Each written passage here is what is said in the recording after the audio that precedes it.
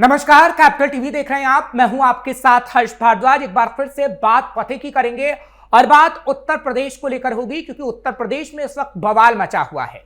बवाल नमाज को लेकर है कि बदायूं और बरेली में आखिर कैसे स्कूल में नमाज पढ़ी गई। हालांकि दो बयान सामने आए हैं जो छात्रों के हैं। छात्रों ने हकीकत बताई तो वहीं प्रिंसिपल और टीचर ये कह रहे हैं कि ऐसा कुछ भी नहीं हुआ।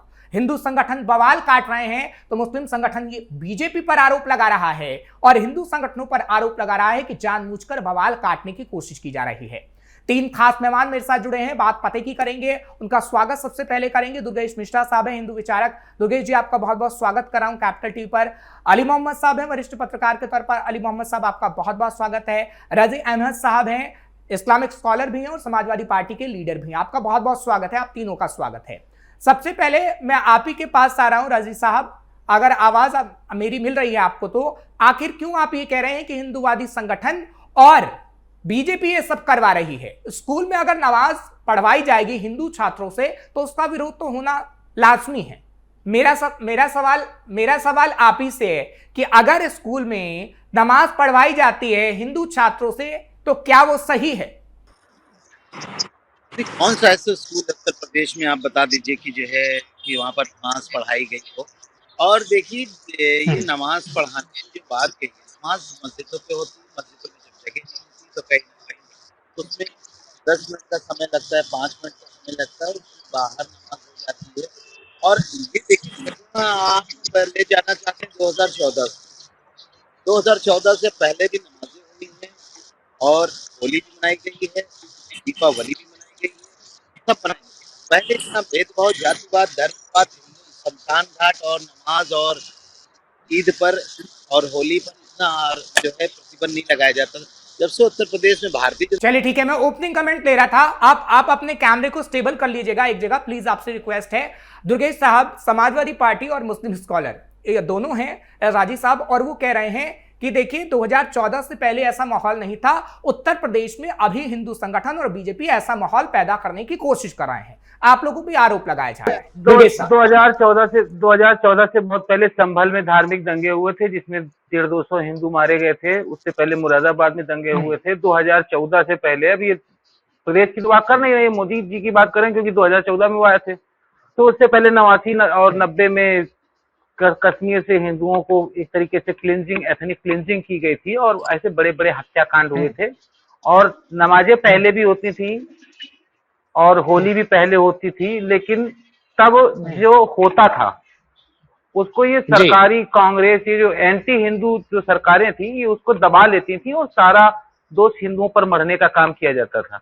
मुझे तो लगता है कि योगी जी की सरकार बनने के बाद से 2017 के बाद में उत्तर प्रदेश में कोई ऐसा बड़ा भयानक दंगा हुआ ही नहीं है। और जो जिसने भी दंगा करने की कोशिश की है वो पूरी तरह से वैनिश कर दिए गए। वो आगे भविष्य में कभी दंगा नहीं करने की कसम भी खा चुके हैं।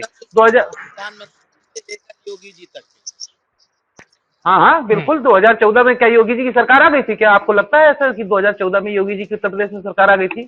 आप 2014 की बात कर रहे हैं तो जाहिर आप मोदी जी की राष्ट्रीय स्तर की बात कर रहे हैं। और जब आप राष्ट्रीय स्तर की बात कर रहे हैं तो 2014 से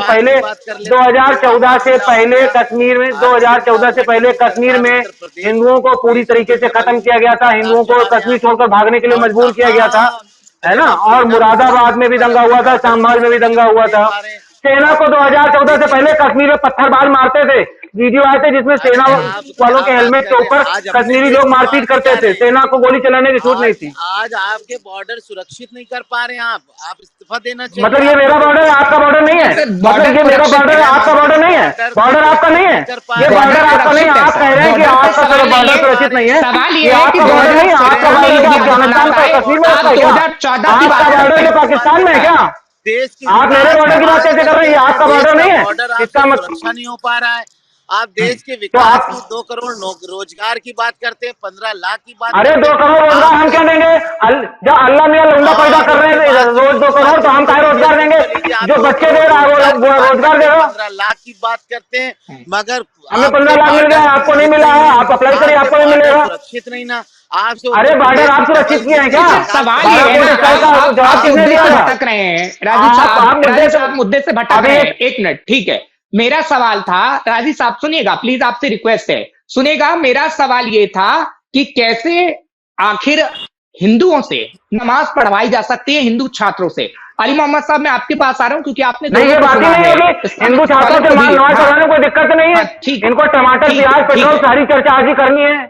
हिंदू छात्रों वाली ये बात ही नहीं करेंगे। इनको तो टमाटर, प्याज, बॉर्डर वरिष्ठ पत्रकार के तौर पर आपसे मैं जानना चाहता हूं कि क्या इस मुद्दे को जानबूझकर तूल देने की कोशिश की जा रही है, या बिल्कुल तरीके से गलत है? क्योंकि इससे पहले बरेली में ये शमशान, कब्रिस्तान, नमाज, होली पर बात आने वाली है। कोई बहुत बड़ा घोटाला होने वाला है डबल इंजन की सरकार द्वारा, इसीलिए कोई ना। अरे तो आप जाके जांच करवाइए, आप FIR करवाइए, फालतू की बातें क्यों कर रहे हैं भाई? चलिए, आपके पास कोई प्रमाण है? आपके पास कोई प्रूफ है क्या? ED और CBI के लिए आपको पता है कि सर अरे बहुत बड़ा घोटाला होने वाला है, तो आप उसकी जांच करवाइए। चलिए ठीक है। अली साहब, आपने दोनों को सुना है, क्या कहेंगे वाकई? क्योंकि बरेली के अंदर जो मामला सामने आया था, हमने देखा था, उसके बाद ऐसी कोई तस्वीरें नहीं आई थी, लेकिन बदायूं के अंदर एक बार फिर से तस्वीरों का आना, मामले को जानबूझकर राजनीतिक तौर पर तूल दिया जा रहा है, या वाकई जो छात्राएं कह रही हैं, क्योंकि हमारे पास वीडियो है, छात्राओं की तरफ से कहा गया कि नमाज पढ़ाई गई थी। देखिए हंस जी, नमाज का जो सिलसिला है वो कोई आज से नहीं शुरू हुआ है, ये बहुत पहले से चला आ रहा है। ठीक है, रही बात स्कूल में जिस तरीके से वीडियो सोशल मीडिया पर वायरल हो रहा है, हालांकि उस पूरे मामले में ये भी बताया जा रहा है कि जांच हुई है और उसमें तमाम जो आरोप लगाए गए थे वो आरोप कहीं ना कहीं गलत साबित होते हुए नजर आ रहे हैं। लेकिन अगर ये आरोप जो लगाए गए हैं वो सही है और मस्जिद को छोड़कर अगर स्कूलों में नमाज पढ़ाई जाती है तो ये कहीं ना कहीं पूरी तरीके से गलत है। हम इसका समर्थन नहीं करते, क्योंकि इससे पहले मैंने भी एजुकेशन प्राप्त की है और मैं भी 34 साल का हो गया हूँ। जब से मैं जानने वाला हुआ आज तक स्कूलों में नमाज नहीं पढ़ाई गई। लेकिन हाँ, अगर स्कूल में कोई टीचर मुस्लिम है या जनता पार्टी के अंदर उसको छुट्टी जल्दी दे दी जाती है, या फिर उनके लिए एक ऐसी व्यवस्था की जा सकती है। रही बात हिंदू संगठन की, तो हिंदू संगठन के जो तमाम नेता है, मैं सबको एक साथ लेके नहीं कहूंगा, लेकिन जो तमाम ऐसे नेता हैं जो खुद राजनीति चमकाना चाहते हैं या वो अपना चेहरा सोशल मीडिया पर यानी कि चमकाना चाहते हैं, वो लोग कहीं ना कहीं इस तरीके के मामलों को तुल देने का काम करते हैं। चलिए ठीक है राजीव साहब, ठीक है अली साहब, हाँ ठीक है अली साहब, आपने सही कहा। आप वरिष्ठ पत्रकार के तौर पर सभी सच्चाई भी बताएंगे और कहीं ना कहीं राजनेताओं को भी एक संदेश देने की कोशिश करेंगे। लेकिन राजीव साहब, अभी जो वीडियो हम चला रहे थे आपकी जगह पर, जो फ्रेम में हमने दिया है, वो हिंदू छात्राओं से नमाज पढ़वाने का है सर। और इससे पहले भी जो तस्वीरें हम अपने दर्शकों को दिखा रहे थे अभी स्क्रीन पर, वो नमाज जो पढ़ी गई थी वो अलग अलग जगह पे स्कूलों की है। सवाल तो है ना, आप ही कह रहे हैं कि बीजेपी मुद्दे को भटकाना चाह रही है, लेकिन अगर ऐसी स्थितियां हैं, अली साहब तो कह रहे हैं, अली साहब भी मुसलमान है, वो वरिष्ठ पत्रकार हैं, वो कह रहे हैं अगर हिंदुओं से नमाज पढ़ाई जा रही है स्कूल में तो गलत है। आप कह दीजिए इस बात को गलत है। देखिए, गलत को गलत कहने में एतराज नहीं, गलत को गलत कहने में कोई एतराज नहीं है। मैं भी इसकी निंदा करता हूं कि अगर मुसलमान छात्र छात्राओं से अगर कोई जबरदस्ती ये काम करा रहा है तो उसके ऊपर मुकदमा होना चाहिए, उसके ऊपर कार्रवाई होनी चाहिए। इसका चैनल खराब है। मुसलमान छात्र छात्राओं की बात नहीं हो रही, हिंदू छात्राओं की बात हो रही है। आप कहाँ मुसलमान छात्राओं की बात कर रहे हैं? एक बात, इनका चैनल ट्यून रहता है, बदल नहीं पाता। अगर मान लीजिए हिंदू छात्रा से कोई जबरदस्ती काम करा रहा है या नमाज पढ़ा रहा है या जबरदस्ती उनको जो है कोई ओबलाइज कर रहा है किसी काम के लिए, तो उस पर मुकदमा होना चाहिए। Bharatiya Janata party double engine की सरकार को कार्रवाई करना चाहिए। आप कार्रवाई करते नहीं, आप नौकरी देते नहीं, बेरोजगार बनाकर रखना चाहते हैं, मुद्दों पर भटका कर रखना चाहते हैं। आप अपनी बात पर भी तो आइए। हम कह रहे हैं आपसे, आप कार्रवाई क्यों नहीं कर रहे हैं? आप बेरोजगारी के मुद्दे पे आप बात नहीं कर वो तो शिक्षा अधिकारी कार्रवाई करेंगे ना। अगर कोई मामला कार्रवाई होगी, जबरदस्त कटाई होगी, केस होगा, कार्रवाई भी होगी सरकारी, और उसके बाद जबरदस्त लटकियाए भी जाएंगे। उसकी आप चिंता न करिए। आप ये बताइए आपको बुरा लगा है कि नहीं लगा है? कार्रवाई कब करेंगे?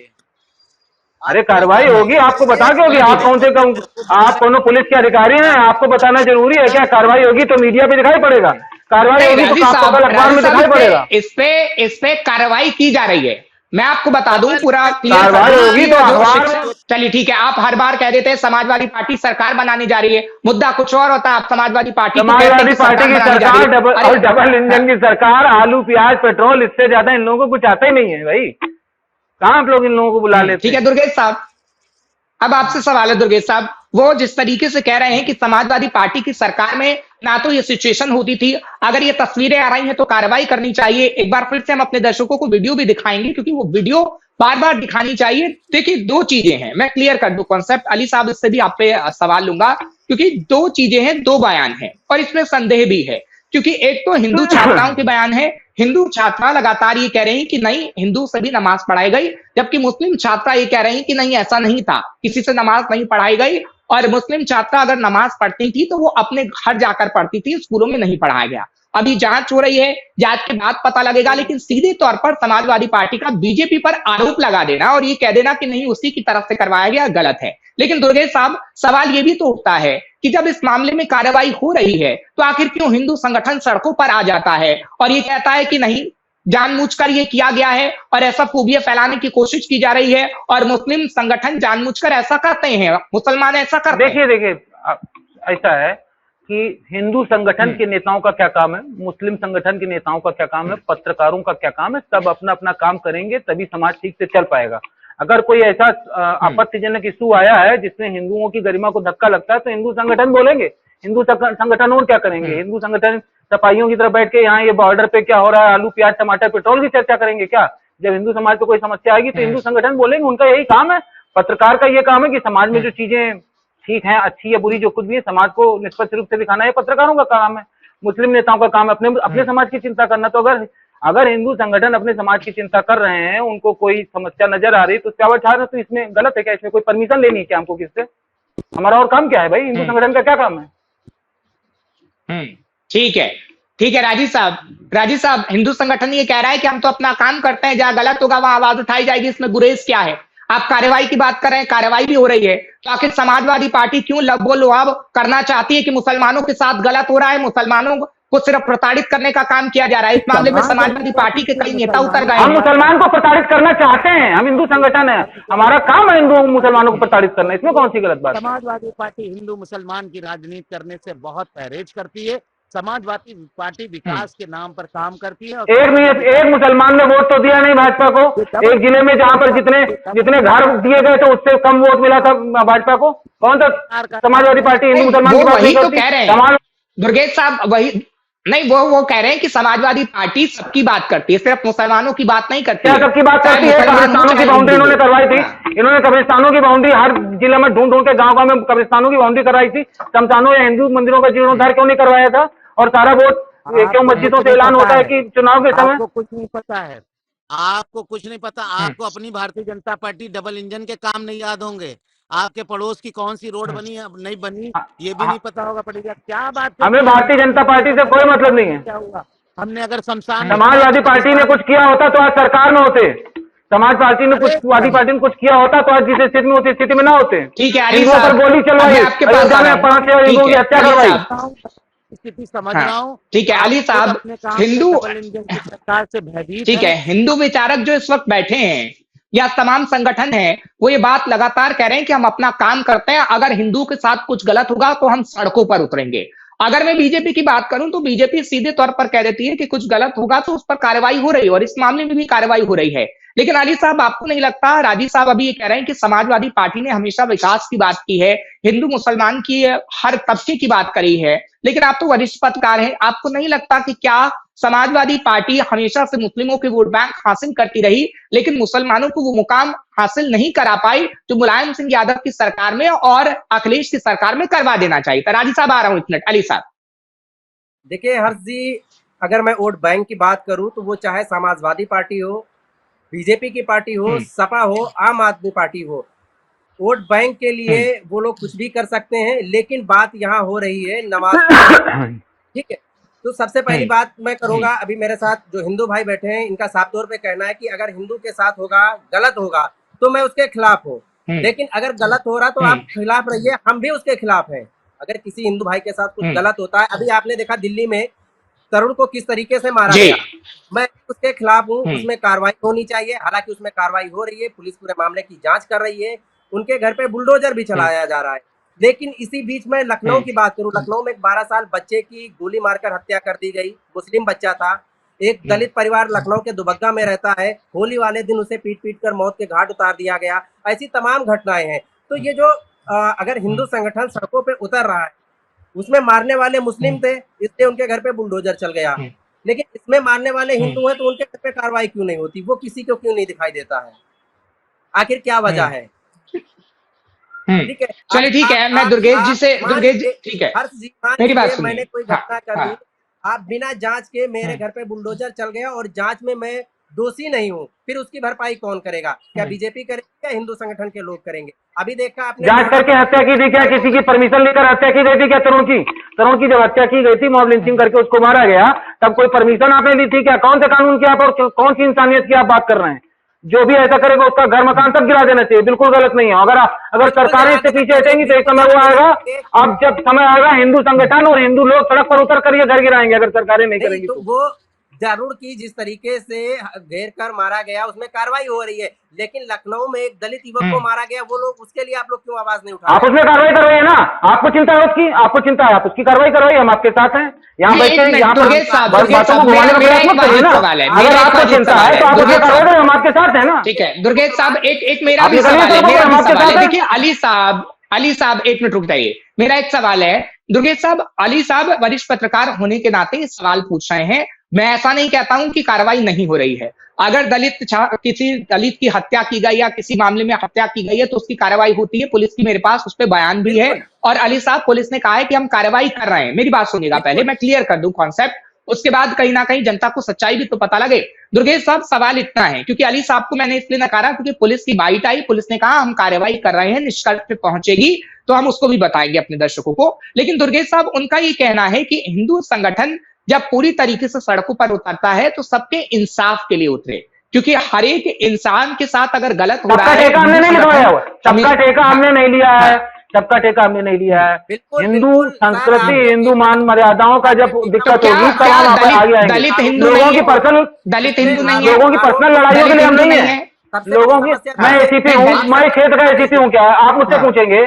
आप अगर कोई कार्रवाई होगी, कोई मुकदमा हो रहा है तो पुलिस नहीं, पुलिस ने बयान भी दिया। मैं क्या बता सकता हूँ आपको? आपने सवाल अली साहब को लग रहा है तो अली साहब आगे आगे लाने डिटेल देंगे, हम कार्रवाई करेंगे। अली साहब सिर्फ वरिष्ठ पत्रकार के तौर पर सवाल पूछ रहे हैं। मेरा एक सवाल है, थोड़ा सा समय रह गया है सर, क्लोजिंग करूंगा। दुर्गेश साहब, मेरा बस इतना सा सवाल है, अगर दलित की कोई हत्या कर रहा है, उसकी बात हो रही है, तो वो कह रहे हैं कि हिंदू संगठन को वहां पर भी आगे आना चाहिए। आप तो हिंदू संगठन कहलाते हैं, तमाम हिंदू संगठन बिल्कुल आगे आएगा, नहीं हिंदू संगठन बिल्कुल आगे आएगा, लेकिन ये जो दलित संगठन है, चंद्रशेखर और ये भीम आर्मी, ये काहे के लिए भाई? इनका मैंने कहा कि हिंदुओं की दिक्कत आएगी तो हिंदू संगठन है, अगर दलितों के संगठन आगे नहीं आएंगे तो भाई सबका काम बटा हुआ है ना। इनको लगता है बाकी दलितों के मामले हिंदू में ऐसा आगे रहते हैं, ऐसा नहीं है। अभी तरुण के मामले में कौन कार्रवाई कर रहा है? दिल्ली में तरुण सोनकर वाला मामला हुआ, उसमें चंद्रशेखर आजाद लगा हुआ है, ये मौलाना मौलवी लगे हुए हैं, उसमें तो हिंदू संगठन ही कार्रवाई करवा रहे हैं ना।